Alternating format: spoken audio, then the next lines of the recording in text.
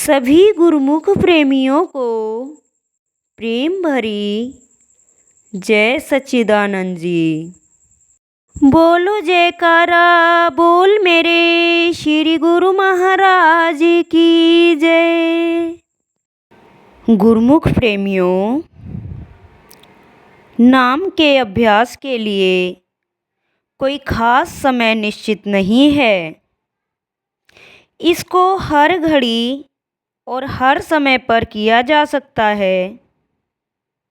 दिन हो या रात, प्रातः काल हो या सायंकाल, घर हो या बाहर, इसको हर समय और हर जगह पर करने की खुली आज्ञा है।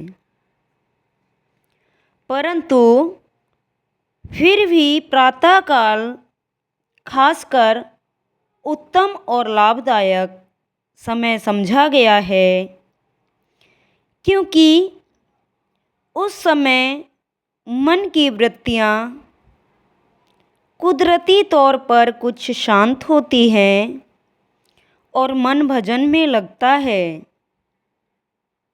दूसरा, उस समय चारों ओर शांति छाई हुई होती है। इससे भी मन की एकाग्रता में सहायता मिलती है।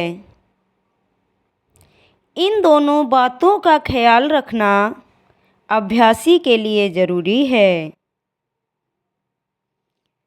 कई सज्जनों का ख्याल होता है कि जब शरीर किसी कारण से अपवित्र हो, नाम नहीं जपना चाहिए, परंतु यह उनकी भूल है, क्योंकि नाम ही तो हमारा लोक और परलोक का साथी, सच्चा मित्र, सच्चा सखा, पवित्र पावन और कल्याणदाता है।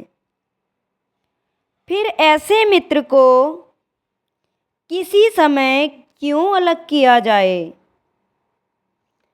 उसे तो हर घड़ी अपने साथ रखने की ज़रूरत है। और दूसरी बात यह कि संभव है उस अपवित्र दशा में ही शरीर छूट जाए, और जिस अंतिम समय के लिए नाम का सुमिरन अति आवश्यक है, वह अनमोल समय हम शुद्ध अशुद्ध के भ्रम में रहकर हाथ से खो बैठें। यह ख्याल गलत है।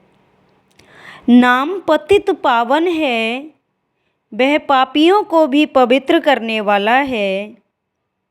उस पतित पावन वस्तु को दूर करके हम पवित्र किससे हो सकते हैं? क्योंकि नाम के बिना तो शरीर से लेकर सारी वस्तुएं झूठी हैं। एक कथा है, एक बार कबीर साहिब कहीं जा रहे थे कि मार्ग में एक ब्राह्मण देवता से भेंट हो गई, जो हाथ में लोटा और कान पर जनेऊ लपेटे हुए शौच क्रिया से निपटकर गांव की तरफ आ रहा था। महापुरुषों का अवतार स्वाभाविक ही परोपकार की खातिर होता है, और वह केवल जीवों को भ्रमजाल के बंधनों से मुक्त कराने के लिए संसार में आते हैं। कबीर साहिब ने उसको चिताना चाहा।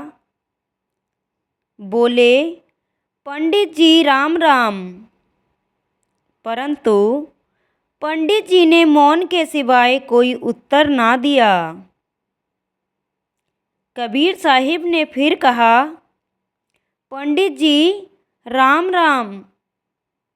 परंतु उत्तर फिर भी ना मिला। कबीर साहिब ने तीसरी बार फिर कहा, राम राम, किंतु उत्तर में फिर वही चुप। अंत में कबीर साहिब उसके पीछे पीछे हो लिए।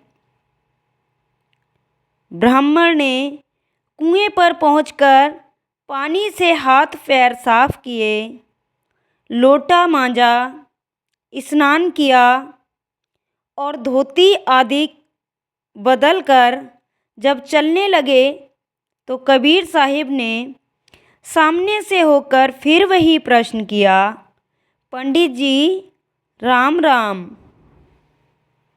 ब्राह्मण ने जवाब दिया, राम राम कबीर जी, राम राम।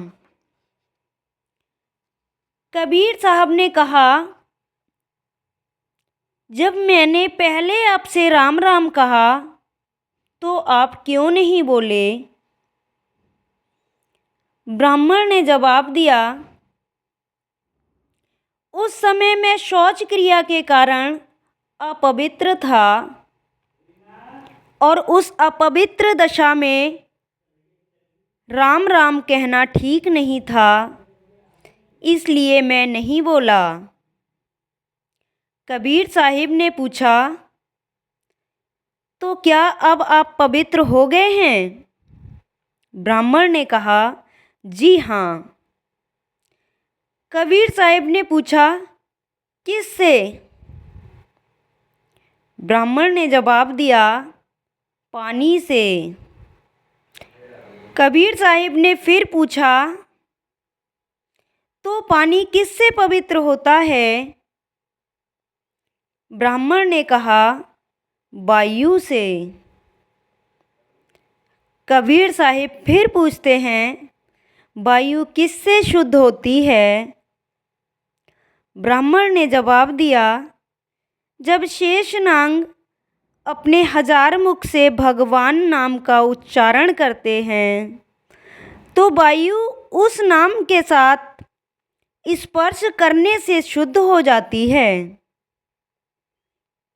कबीर साहिब ने कहा, तो फिर सबको पवित्र करने वाला तो भगवान का नाम हुआ। ब्राह्मण बोले, इसमें संशय ही क्या है? कबीर साहिब बोले, वही नाम लेने को मैंने उस समय भी आपसे कहा था, फिर आप बोले क्यों नहीं? कबीर साहिब के इन साधारण वचनों से ब्राह्मण देवता की आंखें खुल गईं, चरणों पर गिर पड़ा और आगे के लिए उनके दरबार में हाजिर रहकर रूहानी सत्संग का लाभ उठाने लगा। इसलिए नाम ही जीव का असली कल्याण कारक है।